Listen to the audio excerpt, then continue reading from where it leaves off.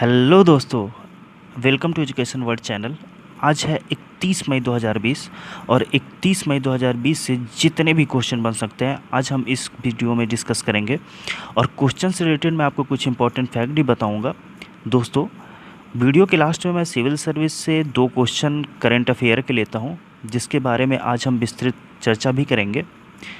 और दोस्तों, अगर आपको वीडियो से रिलेटेड जितने भी क्वेश्चंस हैं, अगर उनके डिटेल्स या उनकी पीडीएफ आपको डाउनलोड करनी है तो हमारे आप फेसबुक ग्रुप एजुकेशन वर्ल्ड से डाउनलोड कर सकते हैं। आप हमें इंस्टाग्राम पर भी फॉलो कर सकते हैं, लिंक डिस्क्रिप्शन में। तो चलिए वीडियो स्टार्ट। तो दोस्तों, आज का पहला क्वेश्चन है, हाल ही में किस राज्य सरकार ने 800 किलोमीटर सड़क को हर्बल सड़क के रूप में विकसित करेगी? पहला को ऑप्शन है बिहार, दूसरा है पंजाब, तीसरा है उत्तर प्रदेश और चौथा है कर्नाटक। तो इसका सही आंसर है सी, उत्तर प्रदेश। उत्तर प्रदेश सरकार ने 800 किलोमीटर सड़क को हर्बल सड़क के रूप में विकसित करेगी। इन सड़कों के दोनों तरफ औषधि हर्बल पेड़ होंगे। इन हर्बल पेड़ सड़कों पर ब्राह्मी, अश्वगंधा और जट्रोफा सहित पीपल, नीम, सहजन के पेड़ लगाए जाएंगे। अब दोस्तों, बात आई है उत्तर प्रदेश की। तो उत्तर प्रदेश के बारे में हम आपको कुछ जानकारी दे देते हैं कि उत्तर प्रदेश का जो राजधानी है वो लखनऊ है, जो कि विधिक राजधानी है, और न्यायिक जो है वो प्रयागराज है। उत्तर प्रदेश के मुख्यमंत्री योगी आदित्यनाथ हैं और उत्तर प्रदेश के 2 और उप मुख्यमंत्री हैं, जिनका नाम है दिनेश शर्मा और केशव प्रसाद मौर्य। उत्तर प्रदेश के जो डीजीपी हैं उनका नाम है ओपी सिंह, ओम प्रकाश सिंह। उत्तर प्रदेश की जो जनसंख्या लगभग 20 करोड़ से भी ज़्यादा है और स्थापना उत्तर प्रदेश की 1 अप्रैल 1937 ब्रिटिश शासन संयुक्त प्रांत आगरा व अवध के नाम से था 1937 में, और इसे यूनाइटेड प्रोविंस भी कहा जाता था, जो कि 1950 में यह बदलकर उत्तर प्रदेश में हो गया। उत्तर प्रदेश में 18 मंडल, 75 जिले और 343 तहसीलें हैं। 9 नवंबर 2000 को एक नया राज्य उत्तराखंड बना, जो भी हिमालयी पहाड़ी क्षेत्र था उसको एक उत्तराखंड राज्य के नाम से बनाया गया 9 नवंबर 2000 को। और उत्तर प्रदेश की जो प्रमुख नदियां हैं वो है गंगा, और गंगा की सहायक नदी है यमुना। उत्तर प्रदेश के 2 भाषाएं हैं जिनके आधिकारिक रूप से मान्यता मिली है, पहला हिंदी और दूसरा उर्दू। तो आपको पहले क्वेश्चन से इतनी सारी जानकारी मिलती है। तो दोस्तों, क्वेश्चन में आगे बढ़ते हैं। किस राज्य सरकार ने हाल ही में कहा कि वह जल्द ही राज्य स्वास्थ्य पंजी के माध्यम से अपने सभी नागरिकों के स्वास्थ्य डेटाबेस को बनाए रखने के लिए परियोजना शुरू करेगी? इसका सही आंसर है पहला, कर्नाटक। कर्नाटक राज्य ने हाल ही में अपने राज्य स्वास्थ्य पंजी के माध्यम से अपने सभी नागरिकों के स्वास्थ्य डेटाबेस को बनाए रखने के लिए एक परियोजना शुरू करेगी, जिसमें वह पहली परियोजना होगी जो राज्य स्वास्थ्य पंजी के सभी नागरिकों को स्वास्थ्य को लेकर पुख्ता और मानवकृत जानकारियां रखेगी। इस परियोजना को प्रायोगिक आधार पर पहले चिकबल्लापुर जिलों में लागू किया गया। अब बात आई है कर्नाटक की। तो कर्नाटक के बारे में हम आपको बता देते हैं कि कर्नाटक के जो मुख्यमंत्री हैं वो है बीएस येदुरप्पा, और कर्नाटक के जो राज्यपाल हैं उनका नाम है वाजुभाई वाला। और कर्नाटक की जो राजधानी है वो है बेंगलुरु। कर्नाटक की जो स्थापना हुआ था वो हुआ था 1 नवंबर 1956 को। पहले इसे मैसूर भी राज्य कहा जाता था, लेकिन इसका पुनर्नामकरण करके इसको कर्नाटक रख दिया गया। इसकी भाषा जो है वो है कन्नड़ है और इसकी जनसंख्या लगभग 600 करोड़ है। तो आपको दूसरे क्वेश्चन से इतनी सारी जानकारी मिलती है। चलिए तीसरे क्वेश्चन की तरफ चलते हैं। एशिया विकास बैंक एडीबी ने महाराष्ट्र में 450 किलोमीटर के राज्य राजमार्गों को और प्रमुख जिला सड़कों को बेहतर बनाए रखने के लिए कितने करोड़ डॉलर के ऋण को मंजूरी दे दी है?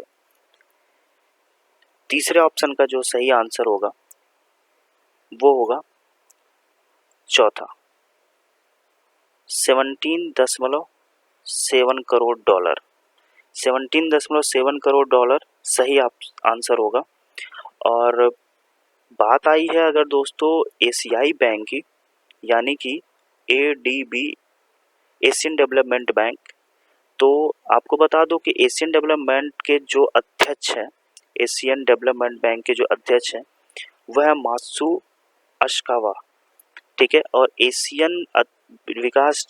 एशियाई विकास बैंक का जो स्थापना हुई थी वो हुई थी 9 दिसंबर 1966 को।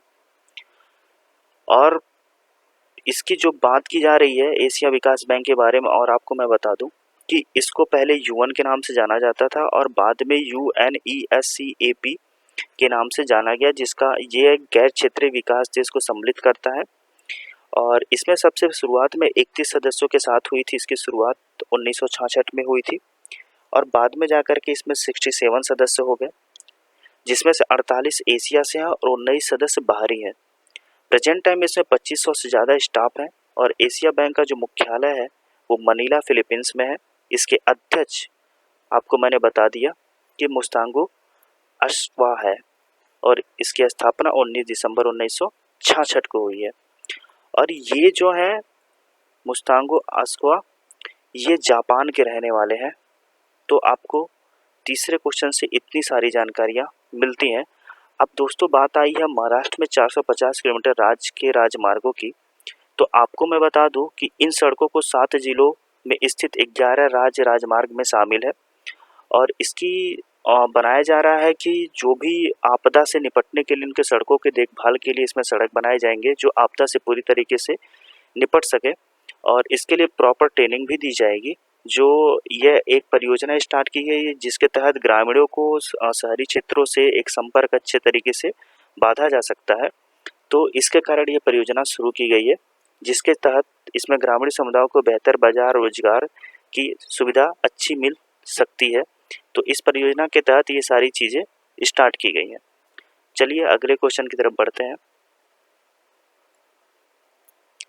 चौथा क्वेश्चन है S&P ग्लोबल रेटिंग ने वित्तीय वर्ष 2021 में किस देश की GDP विकास दर 5% तक घटने का अनुमान लगाया है। अब दोस्तों बात आई है S&P, इसके पहले हम आपको इसका आंसर बता देते हैं कि क्या होगा। इसका आंसर होगा दोस्तों तीसरा भारत, ठीक है। अब S&P की बात आई है तो S&P का फुल फॉर्म होता है standard and user global, standard and user public global. और इसकी जो स्थापना हुई थी वह 2016 के पहले इसका नाम दिया गया था मैकग्रा हिल फाइनेंशियल। ये कंपनी है जिसको 2016 से पहले इसको मैकग्रा हिल फाइनेंशियल इंक के नाम से जाना जाता था और 2013 से पहले इसको मैकग्रा हिल कंपनीज के नाम से जाना जाता था। इसका मुख्यालय जो है वो है मैनहट्टन न्यूयॉर्क में। इसकी स्थापना 1970 में हुई थी और इसको अभी तक 103 वर्ष पहले इसकी स्थापना हुई थी। और इसके जो CEO हैं वो है डुगलास एल पैटरसन और स्थापना 1917 में की गई थी। तो आपको इस क्वेश्चन से इतनी सारी जानकारियाँ मिलती हैं। दोस्तों आपको पता है कि भारत के जो प्रधानमंत्री हैं वो है नरेंद्र मोदी और भारत के जो राष्ट्रपति हैं वो है रामनाथ कोविंद और भारत की जो राजधानी है वो है नई दिल्ली। तो आपको इस क्वेश्चन से इतनी सारी जानकारियाँ मिलती हैं। पांचवा क्वेश्चन है भारतीय ओलंपिक संघ IOA ने किस अध्यक्ष को ओलंपिक चैनल आयोग का सदस्य नियुक्त किया। इसका सही ऑप्शन है पहला नरेंद्र बन्ना को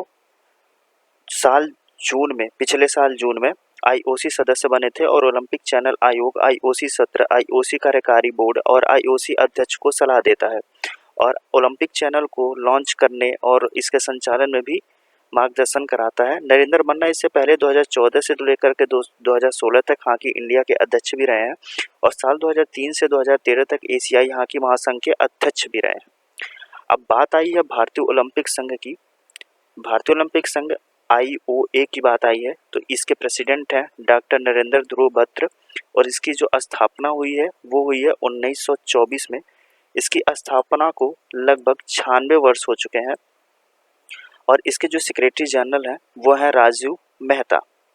तो आपको इस क्वेश्चन से इतनी सारी जानकारी मिलती है। अगले क्वेश्चन की तरफ चलते हैं। भारतीय प्रतिभूति एवं विनिमय बोर्ड सेबी ने वित्तीय परिणामों का समय पर खुलासा नहीं करने के लिए भारतीय राष्ट्रीय राजमार्ग प्राधिकरण NHAI पर कितने लाख रुपए का जुर्माना लगाया?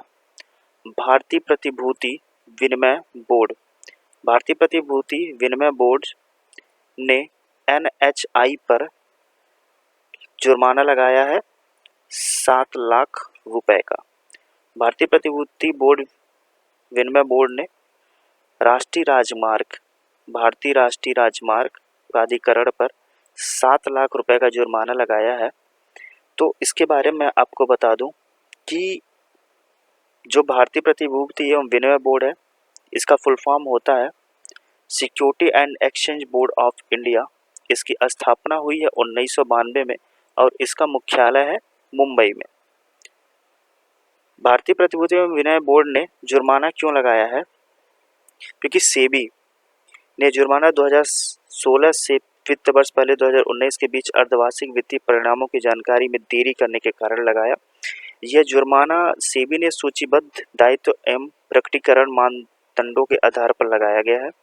इसके अंतर्गत छमाही के अंत में 45 दिनों के अंदर छमाही के वित्तीय परिणाम सेबी को दाखिल करना होता है, जिसके कारण NHAI ने 2015 से 16 और 2018 के 19 के दौरान 7 बार ऐसा किया कि इसने सेबी के आदेशों का उल्लंघन किया, जिसके मद्देनजर सेबी की भारतीय प्रतिभूति एवं विनिमय बोर्ड ने सेबी ने NHAI पर 7 लाख रुपए का जुर्माना लगा दिया। तो आपको इस क्वेश्चन से इतनी सारी जानकारियां मिलती हैं। अब हम अगले क्वेश्चन की तरफ चलते हैं। सरकारी कंपनी HIL लिमिटेड ने टिड्डियों को नियंत्रित करने के लिए हाल में किस देश को 25 टन कीटनाशक की आपूर्ति करेगी? तो इसका सही ऑप्शन है पहला ईरान। ईरान की राजधानी होती है तेहरान और यहाँ की जो राष्ट्रपति है वो है हसन रूहानी और यहाँ की जो मुद्रा है वो है रियाल। यहाँ की मुद्रा है रियाल। आगे क्वेश्चन की तरफ बढ़ते हैं। किस देश ने हाल ही में perspective aviation complex for long range aviation program के तहत अपना पहला स्टेल्थ बॉम्बर विमान बनाया? इसका सही ऑप्शन होगा पहला रूस ने बनाया और रूस की जो कैपिटल यानी कि राजधानी है वो है मॉस्को। इसके जो प्रेसिडेंट है व्लादिमीर पुतिन और रूस की जो मुद्रा है वो है रशियन रूबल। तो आपको इसके बारे में इतनी जानकारी मिलती है। और इसके बारे में आपको बता दूं कि रूस वर्तमान में अपनी सेना का बहुत तेजी से गति से आधुनिकीकरण कर रहा है, जिसके स्टेल्थ बॉम्बर ही एक ऐसी उन्नति है। यह बम वर्षक विमान Sukhoi Su-57 supersonic fighter jet के बाद दूसरी पीढ़ी का लड़ाकू विमान है। इस स्टेल्थ बॉम्बर विमान का निर्माण PAKDA कार्यक्रम के तहत किया गया था। PAKDA कार्यक्रम रडार सिग्नेचर को कम करने के लिए काम में आता है, जो कि नवीनतम तकनीकों का उपयोग करता है। भारत रूस का सबसे बड़ा रक्षा साझेदारों में से एक है। तो आपको इस क्वेश्चन से इतनी जानकारी मिलती है। दोस्तों, वीडियो के लास्ट में हम सिविल सर्विस परीक्षाओं में पूछे जाने वाले 2 करंट अफेयर लेते हैं, जिसके बारे में हम विस्तृत से चर्चा करेंगे। तो चलिए क्वेश्चन में आगे की तरफ बढ़ते हैं। हमारा 9वां क्वेश्चन है, निम्नलिखित युग्मों पर विचार कीजिए, जिसमें उत्सव और क्षेत्र या राज्य के बारे में दिया गया है। जिसमें उत्सव में खीर भवानी मेला, अम्बुबाची मेला, मेरू जन्ना और क्षेत्र है हिमाचल प्रदेश एवं उत्तराखंड, असम, उड़ीसा। इसमें आप लोगों को देखना है कि कौन सा सही ऑप्शन होगा। पहला है केवल 1 और 2, दूसरा है 2 और 3, तीसरा है केवल 3 और चौथा है 1, 2 और 3। तो इसका जो सही आंसर होगा वो होगा केवल 2 और 3।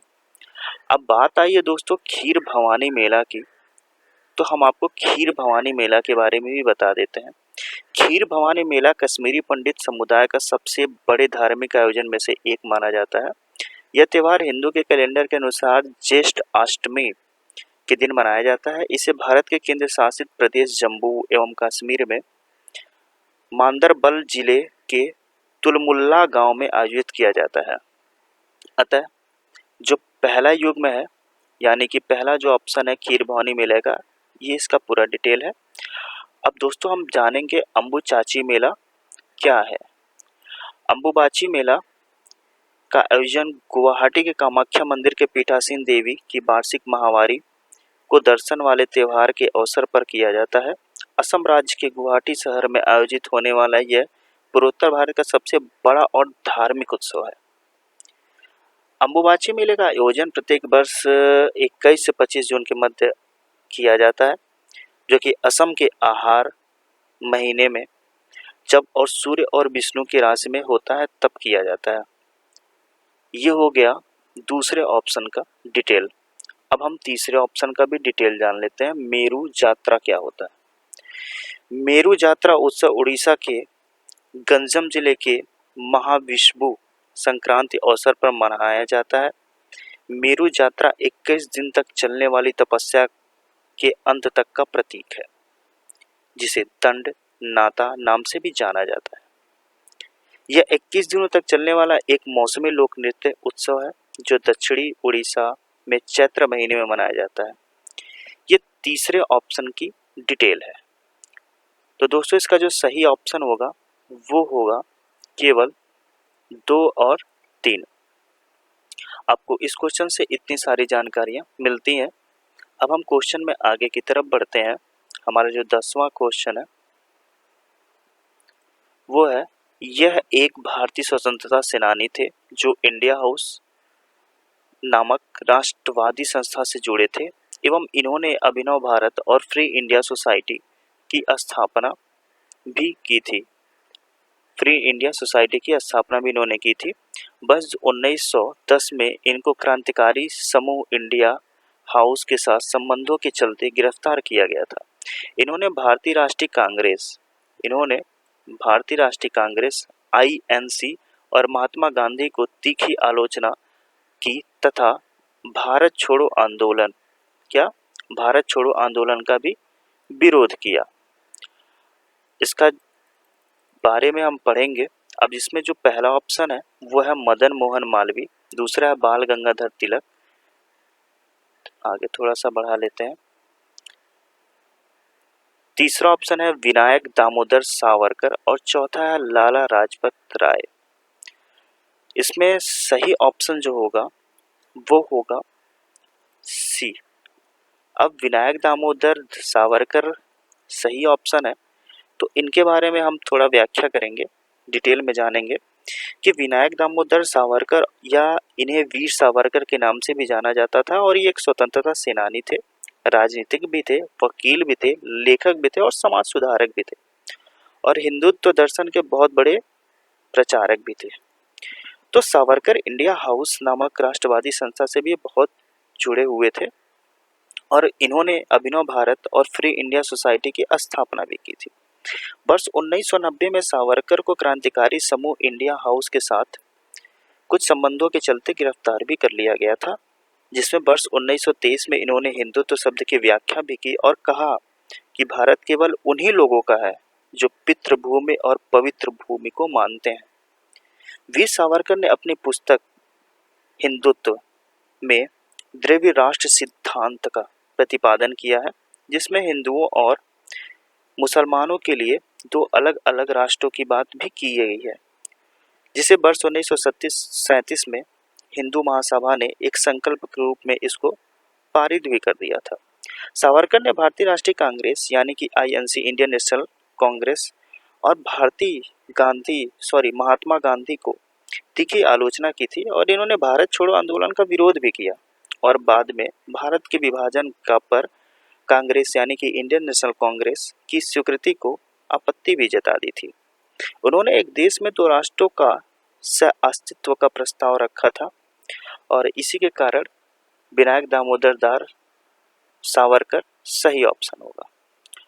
अब दोस्तों लास्ट में हम आपसे एक क्वेश्चन पूछते हैं, जिसका पहले मैंने आपसे कल के वीडियो में क्वेश्चन पूछा था, जिसका सही आंसर होगा 100%।